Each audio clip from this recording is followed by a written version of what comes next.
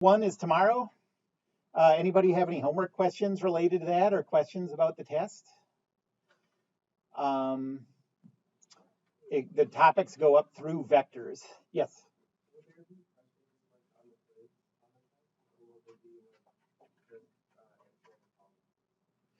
Just answering problems. Yeah. So, and yeah, so the best way to get ready for it is to work on problems. Yes. Yeah. Um, Anything else? I haven't written it yet, but it's 50 minutes. So depending on like what kind of, if I ask certain kinds of questions, I could fit in more comfortably. Um, I try to write it to be so half the class is gone in 35 or 40 minutes, so that people feel like they have enough time. And the questions will definitely be similar in style to the questions that you've answered in the homework. So if you're comfortable with the homework questions and the approach to solving the homework questions, I think you'll look at it and be like, okay, I know where to go with this. But the average is probably four questions. Any other questions? Yes. Yes. Oh, and one other thing, this usually isn't a problem, but just to be clear, um, I need to see your steps on these problems. The steps are more important even than the final answer. Um, if you showed me the steps and didn't show me the final answer, I would think that was odd, but if you did it right, you could get full credit for the problem. If you just show me the answer at the end, there's not really anything I can do with that. Yes. Like showing your work basically.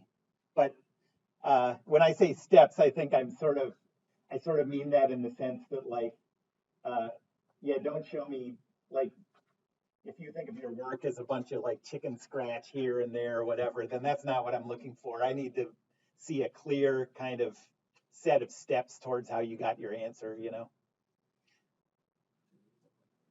Yes, any kind of calculator is fine. Um, and if you have a calculator that does derivatives or integrals and you know how to use it, feel free to do that for derivatives and integrals too. Um, yeah, but they do make those. Calculators do a lot. They do a lot more than my early computers did, like when I started college and stuff. Um, Anything else? Okay. Well, let's get back to the new material we're working on. So last time we came up with the 6 um, constant acceleration equations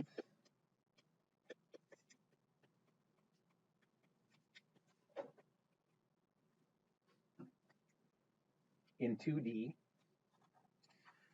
And those were, well, the way to think about it, the way to remember it is just think of the 3 equations in 1D and then add components to all the vector stuff. So in 1D, there's this equation that says V is equal to V0 plus AT. Um,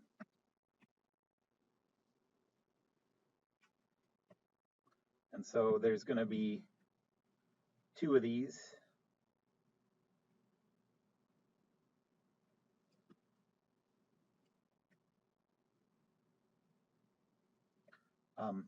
The first one, everything that's a vector, we're talking about x components.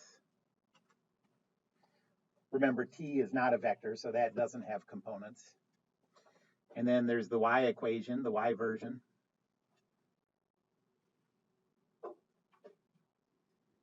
I'm seeing double here. 2 velocity equations.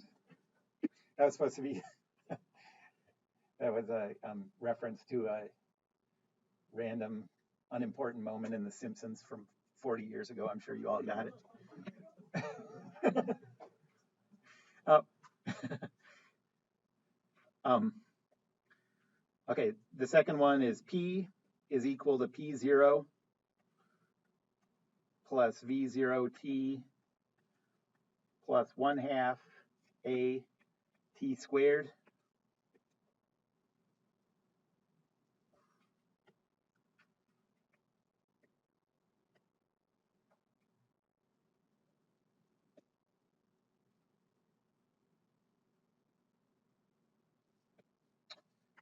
Um, and so there's two of those, one with the x components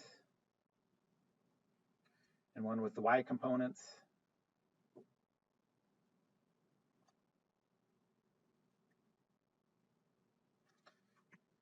And then the last one from 1D is 2a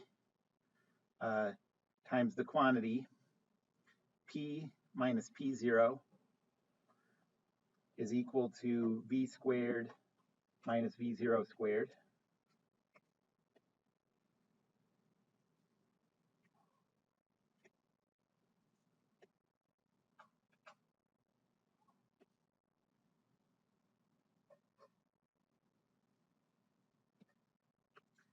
And x version and a y version.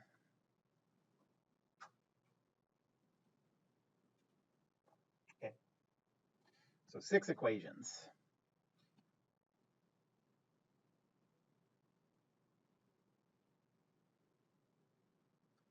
And that means that there are 11 possible variables. And I'm going to suggest doing it exactly the same way as you did in 1D when there were 3 equations and 6 variables. Just go through this list of 11. Do I have this? Do I know this? Do I know this? Do I want this? So the 11 possible variables are t, then ax and ay, then p0x and p0y,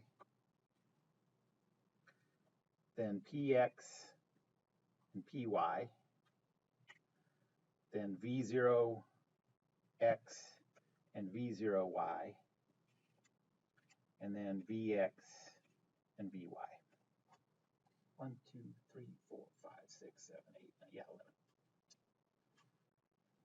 11. So I want to give you a handful of things to look for that are going to come up pretty often. And then we'll just go through a bunch of examples. And you'll see that when I do problems, I do them really with the same exact process I did in 1D. It's just more equations, more variables. Okay.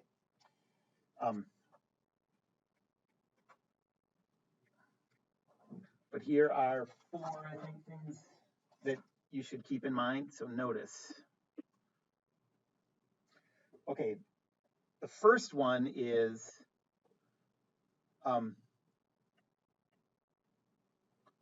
only t appears in both x and y equations.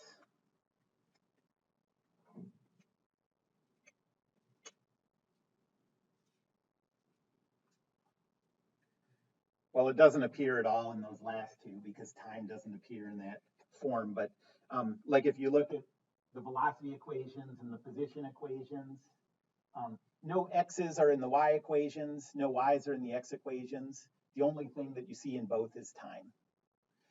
And what that means, practically speaking, for using these is, so if no equation works, remember in 1D that would happen sometimes, no equation would work, and then you'd look for either acceleration or time, most likely.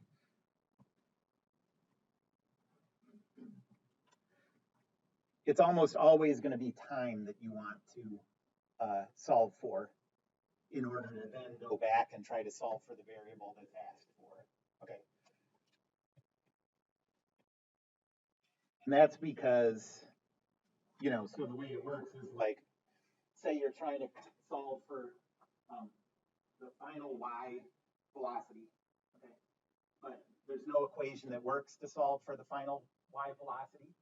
Well, maybe you can use the x equation here to solve for time, and then that'll let you use this one because the time there is the same as the time there. Okay, that's a pretty common flow for these. And the first example I'm going to do is going to work that way.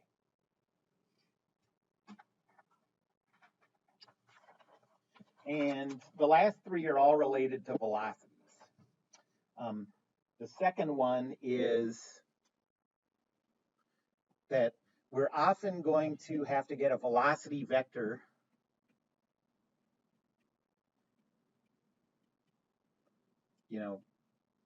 get the velocity vector components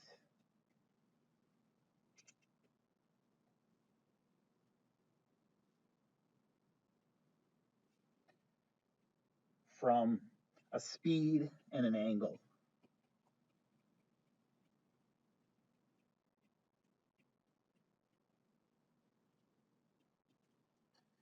So like, for example, if you know that an object is launched at 20 meters per second at an angle of 30 degrees above horizontal, then that velocity, so say this represents time equals 0, then our initial velocity vector is going to be 20 times the cosine of 30 degrees, 20 times the sine of 30 degrees. Okay, that's going to be really common. So the problem will say, like, okay, this ball is thrown from a height of 2 meters at an angle 20 degrees below horizontal or whatever, and with a given speed, and you use that to find those initial velocity components.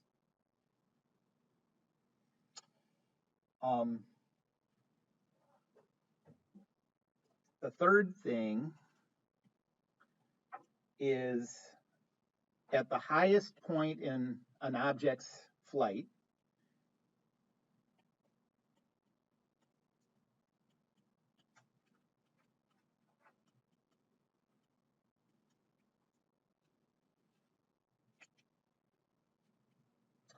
well, in 1D,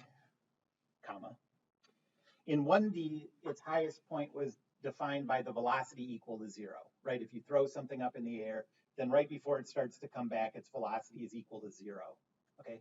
So your first thought, you might think, okay, maybe the velocity vector is equal to 0, but that's not quite right. And to make sense out of that, imagine this.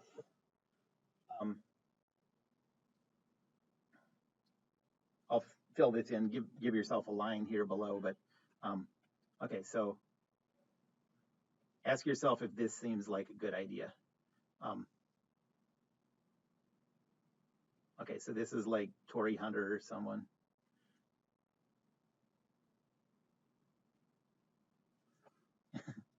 Actually, it looks like a gorilla or something. But okay, so ask yourself if you want to do this. Figure out right where, so some baseball player is throwing the ball to the home plate from center field.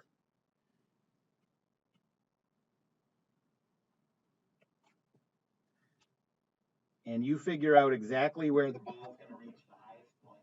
You set up a step ladder and stand on the top. It says that's not a step, but ignore that and stand up on the top. And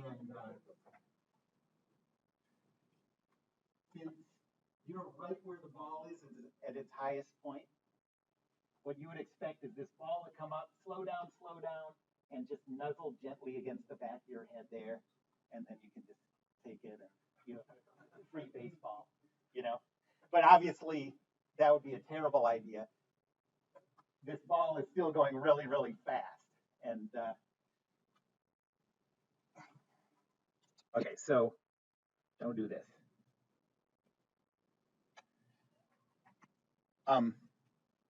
So when the ball gets to its highest point, what happens is the y component of the velocity is equal to 0, or the vertical component, okay? But the horizontal speed is still the same as it was at the start. So if this ball is thrown at this angle at 100 degrees, if you ignore air resistance, it's still going 100 miles an hour is what I meant. It's still going 90 some miles an hour there. It just doesn't have any vertical component to the velocity. Okay.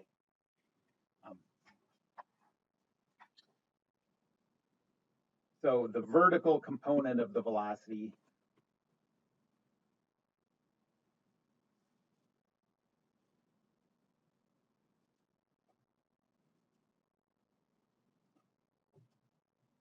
is 0.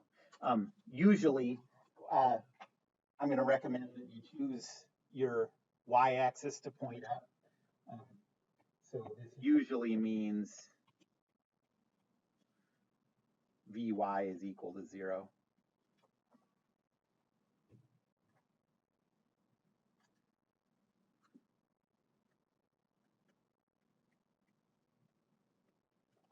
Okay, so the horizontal component is not 0.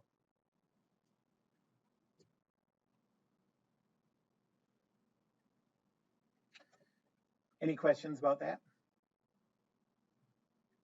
And then the last thing to keep in mind for these is if an object is dropped,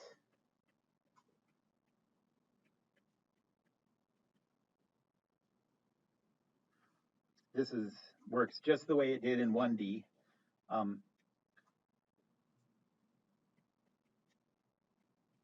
The velocity vector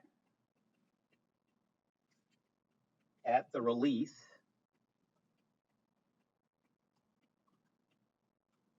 is the velocity vector of whatever it's dropped from.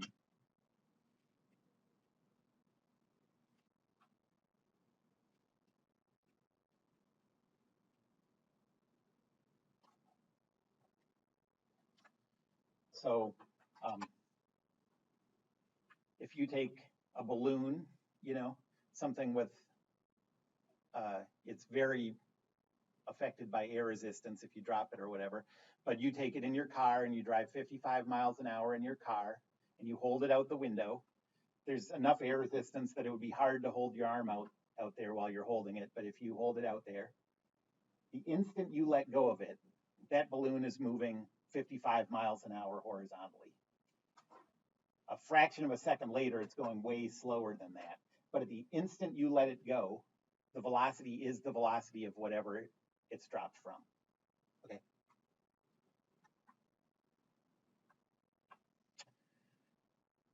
All right, any questions about those? Keep those 4 things in mind as you go through problems. Those are going to be useful pretty often. All right, so let's do an example.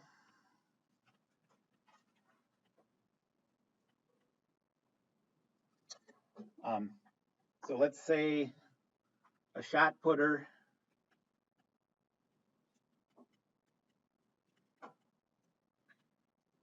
releases the shot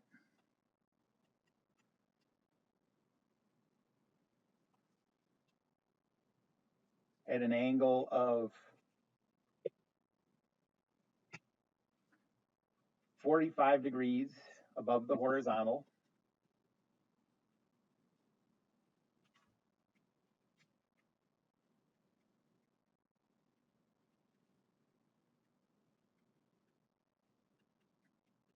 With a speed of 12 meters per second.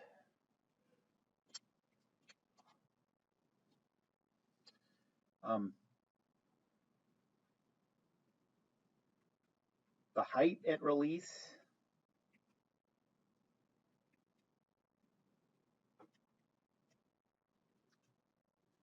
is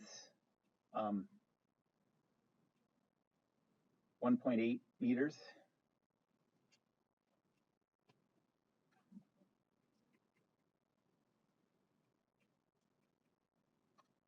How far is the throw? Okay. So it's released at an angle of 45 degrees above horizontal with an initial speed of 12 meters per second. So this is 45 degrees. And this height is 1.8 meters. And the flight is like that.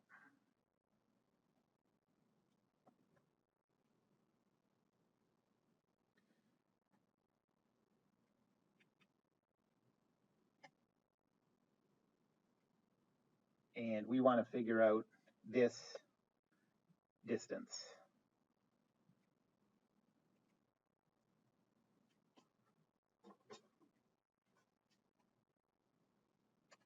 Okay, so in one-dimensional motion, what were the 4 things that we had to choose before we started doing a calculation? Zero position, positive direction, and the position of time equals it. Yep, so in 1D, we chose a time equals 0, a time t, a 0 position, and a positive direction.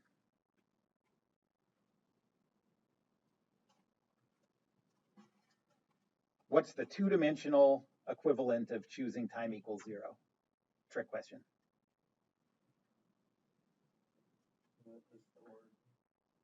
Time equals 0 is still the same if we're talking about time. So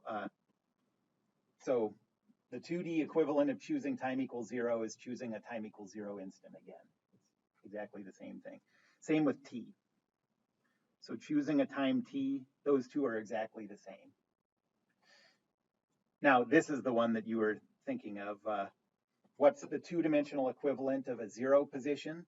That's choosing a location for the origin.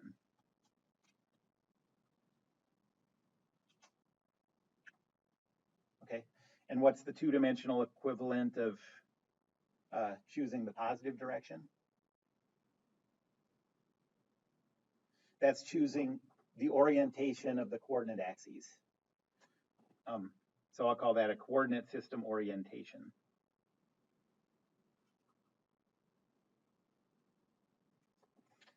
And just like we did in one dimension, we're going to choose time equals 0 and time t based on where we have information and where we want information. So our time equals 0 here is going to be at the instant it's released.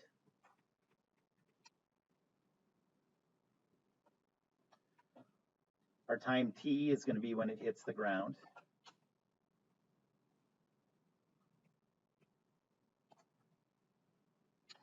And you have more flexibility with the origin location and the coordinate system orientation. But what I'm usually going to do in projectile motion problems is I'm going to put the origin at the lowest point in the problem. That's the ground usually, or the water if it's going to hit water or whatever, right underneath where the object is at time equals 0. And I'm going to choose the y-axis up.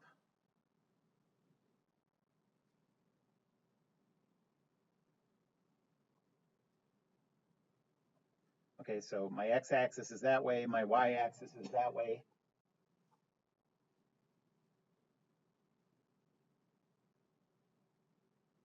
The origin is on the ground right below where it was thrown from. So these two are shown.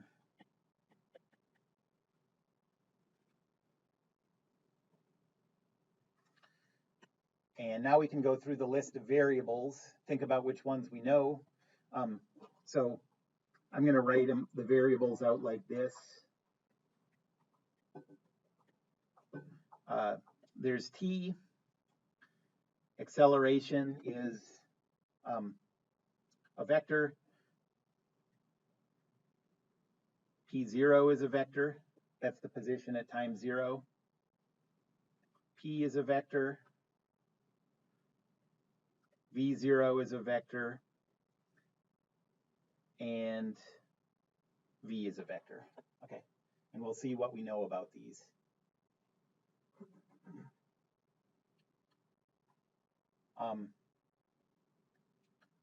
Do we know how long it takes for the object to hit the ground? No. If we need to later, that's something we can probably calculate, but we don't know it off the bat. Do we know A? We know. That's right. So in 1D and 2D, what gravity doesn't change. Gravity always accelerates things straight down at 9.81 meters per second squared. Now down it's a vector, so you give it as components. So in this coordinate system, that's 0, negative 9.81. If you chose a different coordinate system, it would be different, you know. But so the acceleration is 0, negative 9.81 meters per second squared.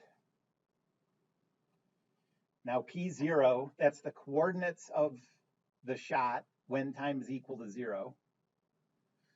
So what are the coordinates of this point?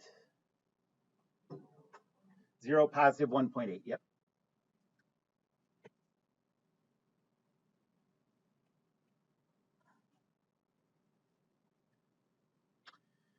What about the position at time t when it hits the ground? Do we know anything about the position there? The y component is 0. We don't know anything about x. That's what we're trying to find. So py is 0, and px is what we want.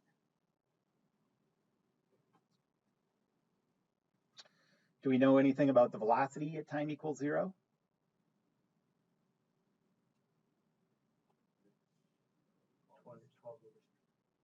It's 12 meters per second at this angle. And so if you put this down at the origin and find the counterclockwise angle from the x-axis to the vector, that would be 12 times cosine and sine of 45.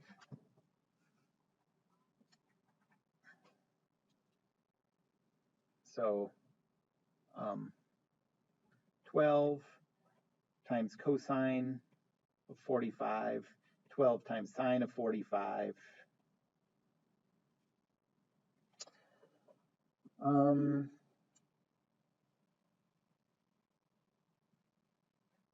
That would be about, I don't know. Can someone calculate that? 8.2.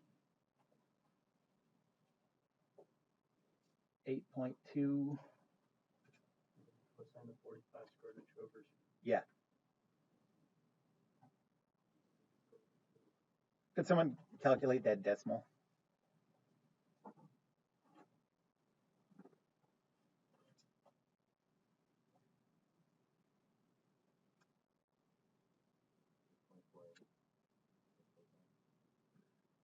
Okay.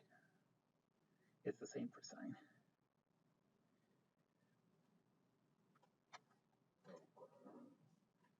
And then meters per second, so that's that.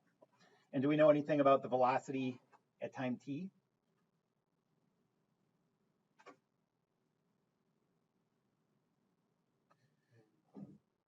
Well, the official answer is no, we don't know anything at time t. We don't know that it's 0. That's an easy mistake to make, so be sure you don't do that.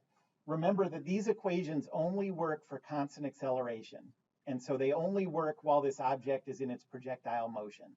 The instant it touches the ground does stop something about it at least, but as soon as it touches the ground, these equations don't work anymore. Okay, so what we really are talking about here is the velocity the instant before it hits the ground. And the official position is that we don't know anything about that velocity at that instant, okay? But I'm going to tell you something off the record, okay? This doesn't go into the calculations. But off the record, look at that acceleration component. Remember, acceleration tells you how velocity is changing, okay?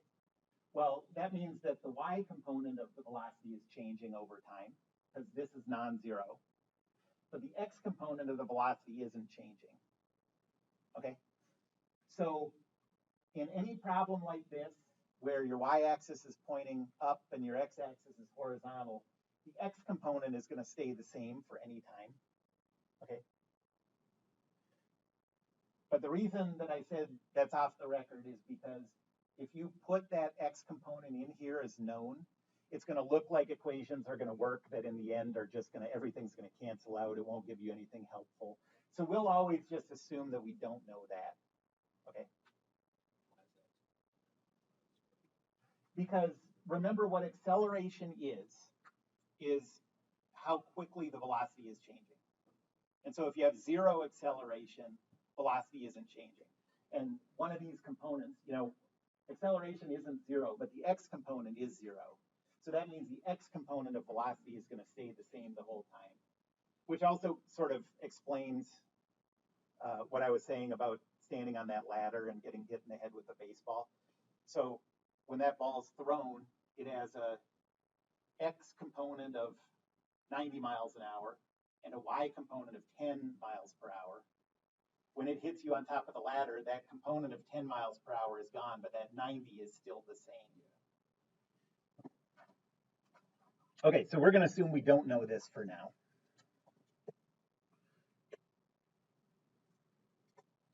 So what equations work out of those? Are there any equations that are going to let us calculate px? Well, we know, so we're looking for px. Well, we know that these don't work because there's no px in it. You can't solve for something that's not there. And we know the two y equations don't work because you can't solve for an x thing with a y equation. It's not there. So the only two candidates we have left are this one and this one, these two x equations. We don't know t, so this one isn't going to work. And we don't know vx. That's right. And so nothing works.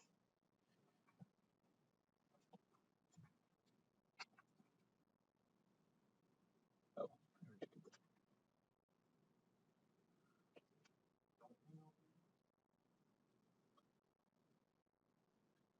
We know p0x, but we don't know px.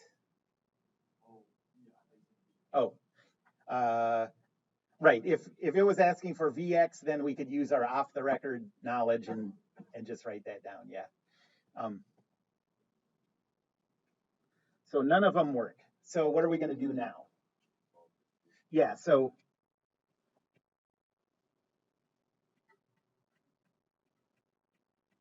that means that we want to solve for t first. Okay. So is there an equation that works for t?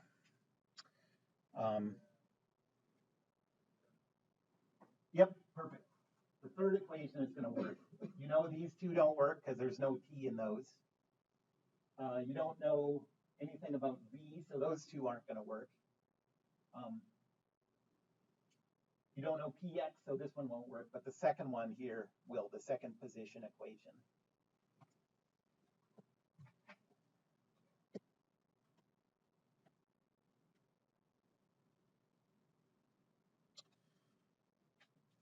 So we're going to use py is equal to p0y plus v0y t plus 1/2 ay t squared.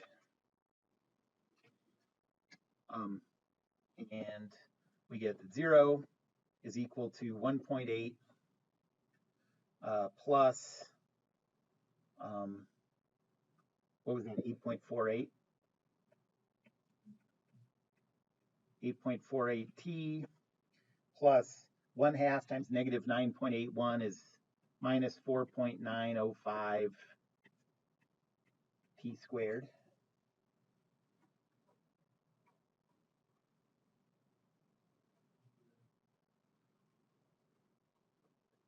So yeah, how are we going to solve that? That's right. So This is A, this is B, this is C. Anybody have a quadratic programmed into your calculator? I have two answers, -0.19 and then 1.919. Okay, so 0, -0.9, and then 1.91, did you say? Or 92? Okay. So those are the two roots of this quadratic equation. Which of those two do we want? Yeah, we're never using negative times, so this is the one we want. And now that we have t, now we can plug that into this equation.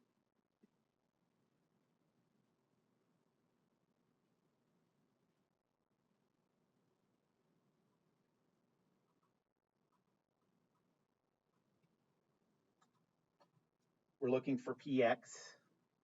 So px is equal to p0x was 0, v0x was 8.48, times the time we just calculated. Ax is 0. And so what do you get for 8.48 times 1.92?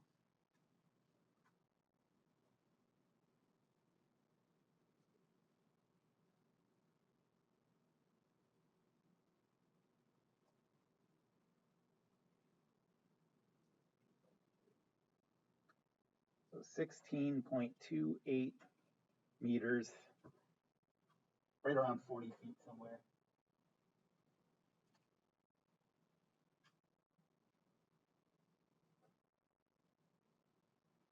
Any questions about that?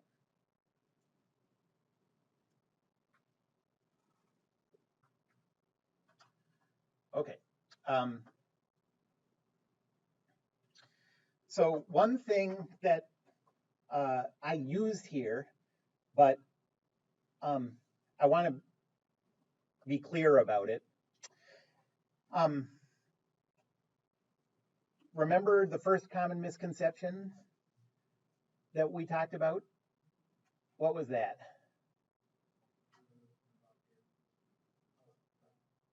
Yeah, so that's the one that says no matter what the mass of an object is, so people have this sort of feeling that heavier things are pulled down faster by gravity. Really, gravity makes everything fall the same. It's air resistance is the only thing that makes different things fall at different rates. Okay, that was the first one. Now we're on to the second one. So common misconception number 2.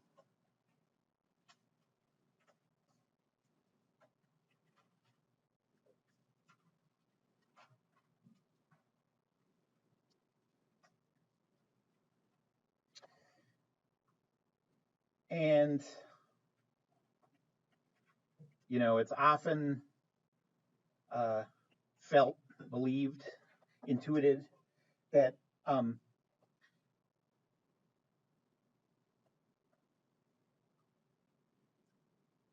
objects with high horizontal velocities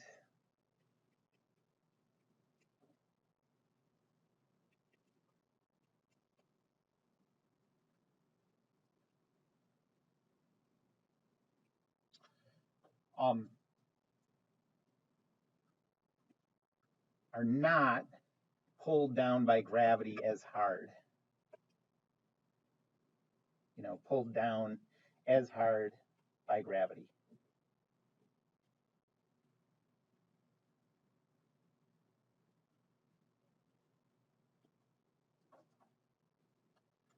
The truth, though, is that the horizontal motion doesn't have anything to do with the acceleration of gravity.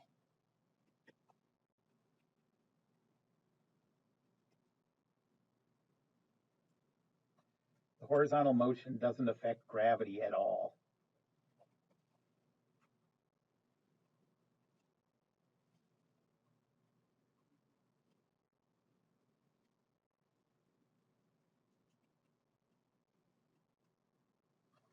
Okay, so here is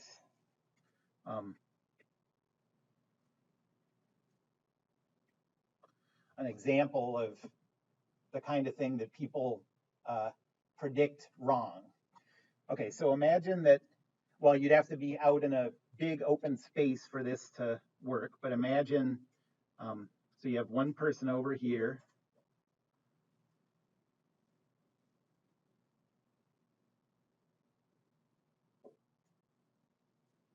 With a gun.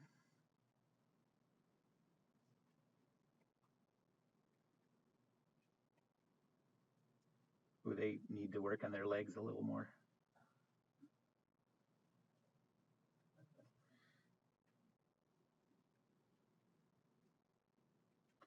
And you have one person, and they need to get their arms shortened. And you have another person over here.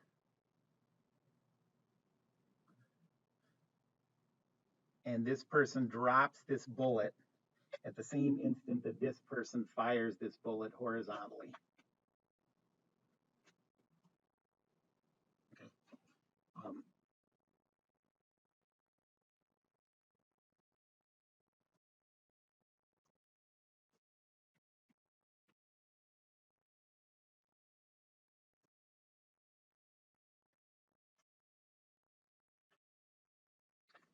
So this bullet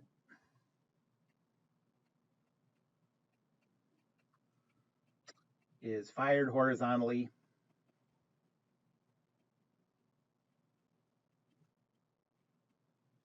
Just as a second bullet is dropped.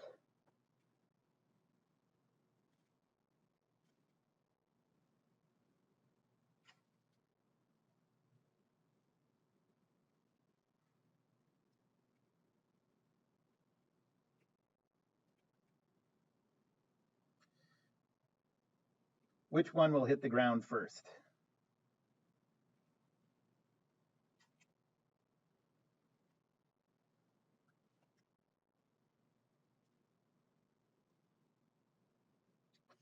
Question mark.